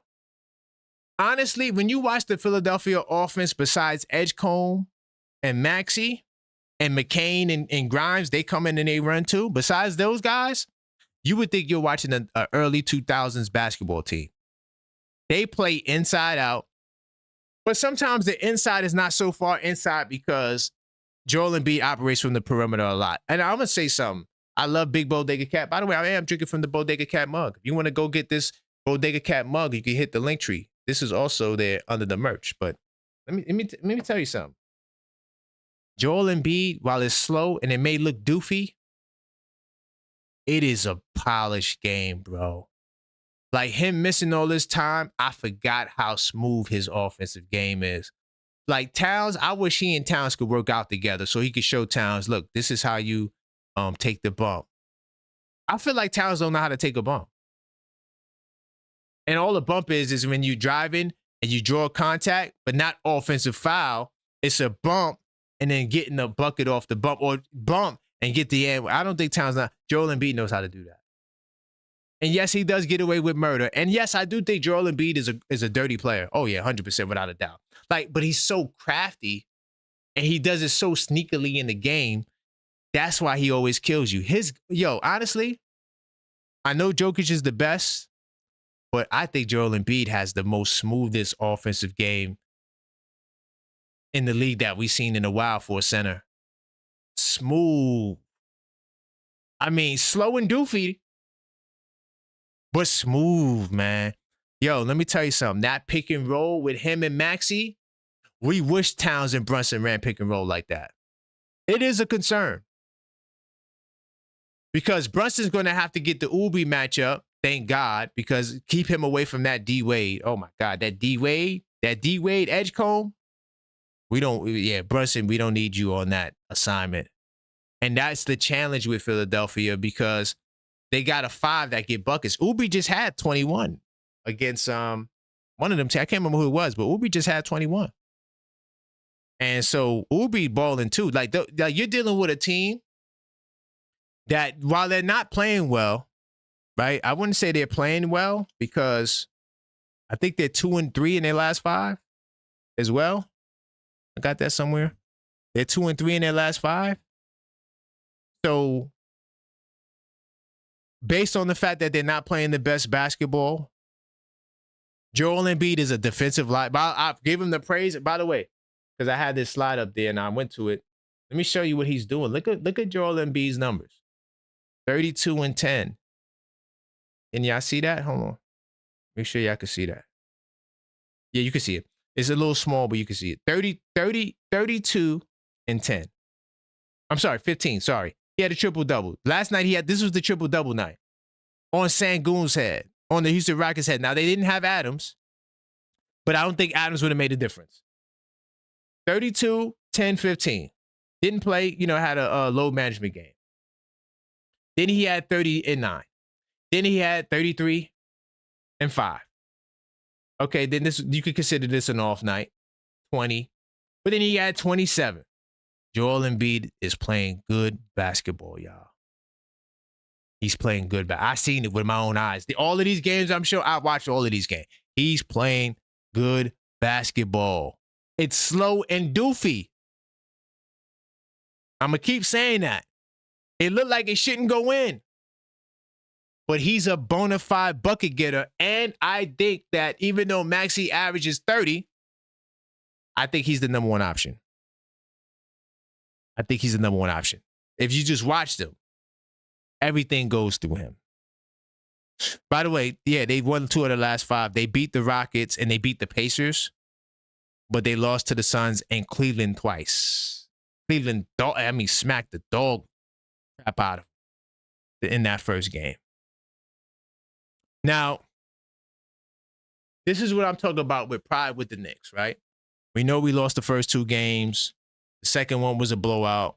The first game was a close game until we just turned over the ball and we forgot how to dribble in the fourth quarter. For some reason, Jalen Brunson passing up shots. Was the defense really that good? I don't know. But we got to have some pride. We don't need Mr. Miyagi Jalen Brunson. We need Mamba mentality Jalen Brunson. Joel Embiid had his first dunk of the year against us and bragged about it in Madison Square Garden. They beat us twice in the Garden. Now, luckily or fortunately for us, the 76ers are one of the best road teams in basketball. They're 12 and 7. Our next 2 games against the Philadelphia 76ers will be in Philly. They are only 12 and 12 at home. This is why I'm confident we could beat Philly. They're 12 and 12 at home, and they're 2 and 4 in their last 6 games at home. They're not playing the best basketball, y'all. We're not playing the best basketball. They're not playing the best basketball. I'm giving and tipping the favor to us. I think we will get the win against these 76ers. But that 2-man game is not even just pick and roll. See, this is what Towns and Brunson could do. Y'all could run 2-man game And don't set the screen. So if we're concerned that Towns will get in foul trouble, and he leads the league in offensive fouls, 3 a game. Okay. And did I got content on that? No, I did a poll this morning. There you go. I actually got a poll. I'm curious to know, is it Towns' fault that he's getting the foul calls or the refs just robbing him? Go vote on that poll. It's in the community section. But if you watch, I feel like Brunson and I'm not, listen, no ego and pride here. Will I realistically say I'm taking Brunson and Towns over Maxey and Embiid? I'm talking about like offensive pick and roll. I don't know about that. Because with Maxey and Embiid, they could teach classes on how to run pick and roll, how to run 2-man game, how to shed, hedge the screen. Oh no, not hedge. How to split the screen, split the middle off of a dribble handoff. How to fake the handoff, turn, make a slow doofy move and get a bucket. Like they could teach classes on that. Now I'm not being funny when I say this. But Towns and Brunson could benefit watching Embiid and Maxey tapes. Let's see how they run pick and roll. Let's see how they run 2-man. They do a great job at it. And they put the defense in bad positions because you can't blitz it. You can't blitz Maxey on an Embiid pick and roll.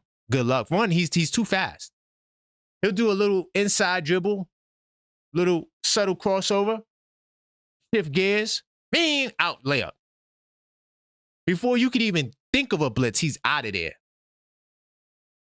Now, because Joel Embiid is slow and doofy, he doesn't roll as much, he pops. They're the only team that I see in the NBA that run pick and pop inside the 3-point line. You'd be hard-pressed to find another team that run pick and pop inside the 3-point line. Maybe Sacramento does it with DeRozan a little bit, but they play like early 2000s basketball with Joel Embiid. And this brother is an assassin in mid-range. And just to get back to that home point, listen to who they lost to at home. They lost to the Suns, the Cavs twice, the Nuggets without Jokic, right? That's the 4 losses they had. Guess who they won their last 2 home games against? The Indiana Pacers and the Washington Wizards. They are not a good home team. We can get them. There's a lot more here, but I'm going to end it there on my Sixers point. If you want, I could go to NBA.com so we could look at the charts that they got. They got some cool charts on NBA.com. Like NBA.com is a nightmare and a headache if you first go there looking for stats, but once you get accustomed to it, you'll see what it is. Of course, this Philadelphia 76ers, they won 2 out of the last 3 matchups. But, Saturday is a new day, new game, new energy, same team. We still, believe it or not, we still got a high-powered offense. We're a better rebounding team. We get more assists. To all the people that think the Knicks play selfish basketball, the numbers don't back that. The Knicks are around top 10 in assists, around top 10 in assist percentage. They get a lot of passes. They average well over 300 passes a game when I last checked. The ball moves. Now, does Jalen Brunson dribble sometime? But that's because the other guys are too selfless. No, you take a shot. No, you take a shot. Take the goddamn shot. I hate that. Like, shoot the ball. Mikal Bridges is trying to be a facilitator. I like it, okay, 4 assists a game, but no, dog, we need the mid-range god out there, dog. His jumper has to be the most, well, besides KD, he has to have the most wet mid-range jumper in the league. We need more shots. We need more 2-point shots, too. But that's a whole nother topic. All right? Now, steals, they're very prolific in steals. And Believe it or not, they're all right in the paint. You know, they got Bona, Drummond sometimes whenever he plays. Oh, that kid Barlow. I like Dominic Barlow. Oh my God. OG Anunoby, you better be up for task against this kid. This kid is a corner three. Yo, honestly, I'm gonna keep it real. Dominic Barlow is the guy we need in New York. I know Philadelphia will never do a deal with us, but if I could get Dominic Barlow, 6'9", hit the corner three, can guard centers, can guard bigger wings. Yeah. We shoot better than them. I mean, we're just a better offensive team than the Sixers. I mean, you don't have to believe it, but it's the facts. And they're not a top 10 defense, even though they look like a top 10 defense sometimes.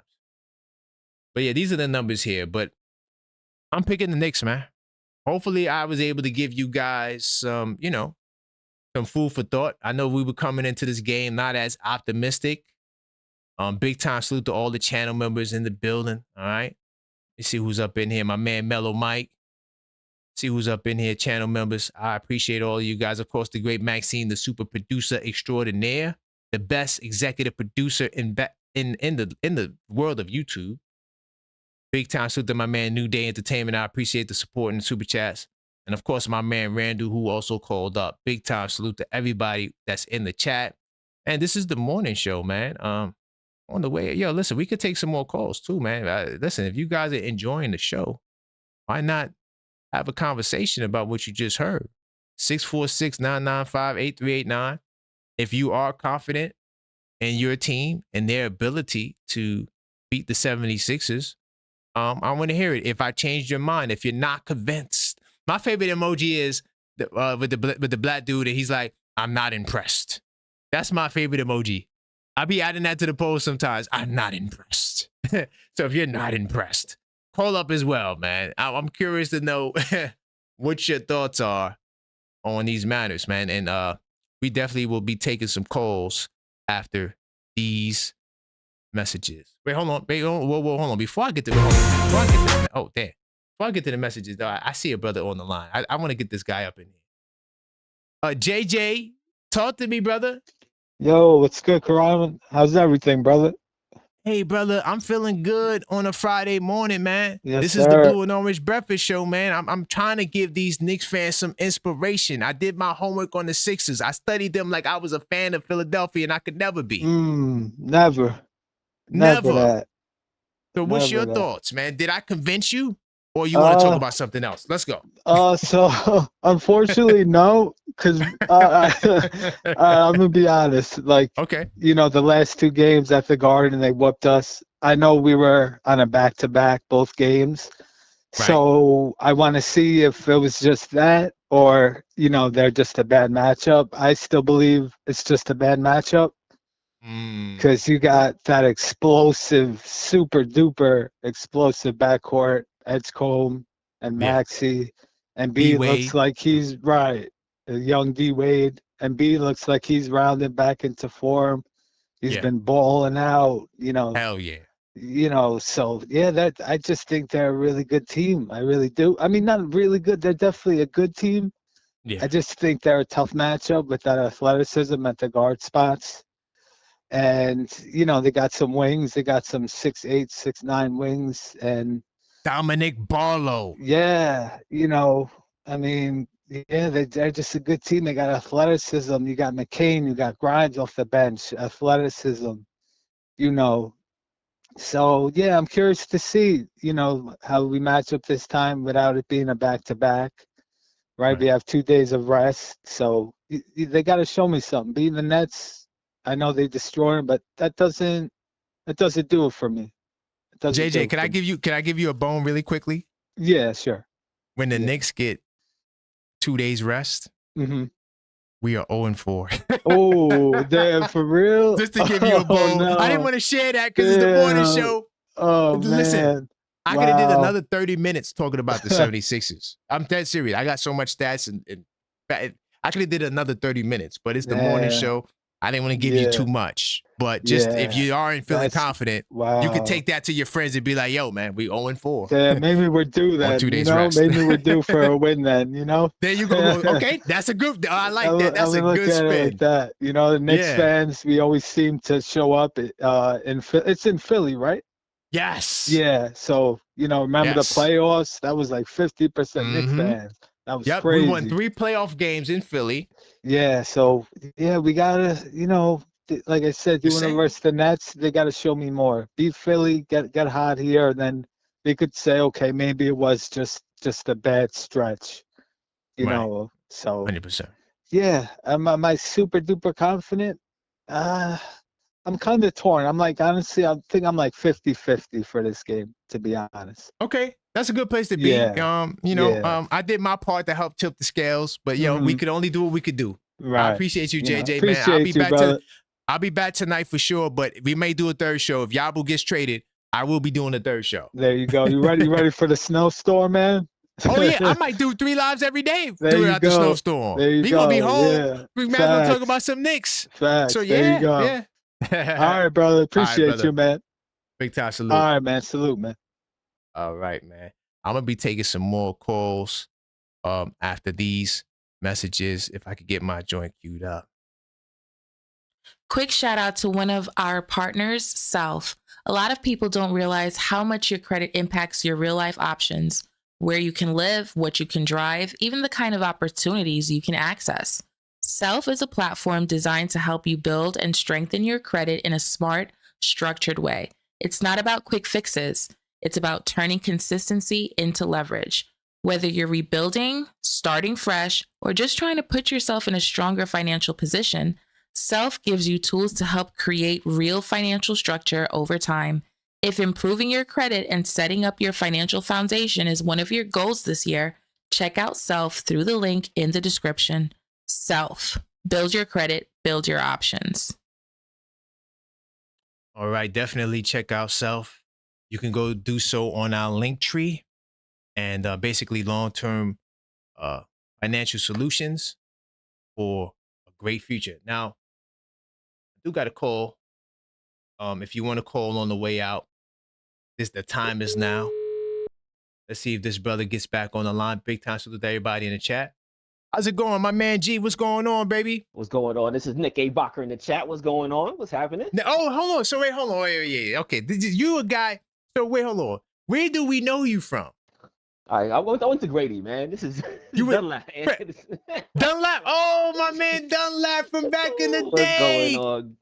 What's going on? What's going on? Grady High School in the house, brother. Yes, sir. Yes, sir. Yo, we used to have some battles in gym, boy. All the time. Oh my God, man, so much. Cause I'm talking to Will yesterday. I'm like, yo, who is this? Cause I went to your channel. Yeah. You got one video up there. Mm-hmm. So we was listening to your voice. I'm like, yo, the voice sound familiar, but I can't put the name to it. It's me. What's going on? I'm doing good, my man. I'm doing good. Yeah, man, I appreciate you. Of course, man. Yeah, I mean, I had to support. I found your channel. I sent it to the group chat. You know, we all got still buddies from high school and everything. So yeah. That's what's up. I see Mark all the time at Marine Park. We still hoop. We still be getting it in out there, baby. He came out here to visit me a couple weeks ago. But yeah, I know the listeners don't want to hear that. We'll catch up on another time. But I know you working now, let's go. Yeah. Let's keep it professional. I feel like Saturday the Knicks will win, and the reason why I feel like to a man, I feel like they know what the narrative will be if we destroy the Nets and then lose to the Sixers the very next game. So I feel like as a man, they'll like look each other in the eye in the locker room before the game, during halftime, and say, no, we have to win this. So yeah, I do think we turned the corner personally. 100%. 100%. Yeah, I agree. And like I said, they're not a good home team. 12-12. They lost they only won 2 of their last 6 at home, you know, and when it comes to teams that are top 10 teams, they been getting cooked. So this is the opportunity for us to do this in Philadelphia. I'm very confident. I agree, man. Same. I agree. Same. So yeah, I'm just trying to talk some sense into these fans because they're really pessimistic. Oh, So yeah. I think we're gonna be all right. I think we're gonna be okay. Okay. Do you have any other thoughts on Jordan Clarkson or any other topics, or that's all you want to say? That was it. That's it. That's all I just wanted to touch on tomorrow's game. I'm gonna change your name because you called her before. I did. And you didn't say. See, you should have said that, but I got you. I know exactly who you are, man. All right, man. My brother. Big time salute, my brother. Of course. All right, peace. All right, Grady High School in the building, man. Man, me and that brother used to have some battles back in the day, boy. But I appreciate you guys for rocking with me. Look, tonight we will be back. Knicks Nocturnal. We may do a third show. So listen, man, until next time, as always, go.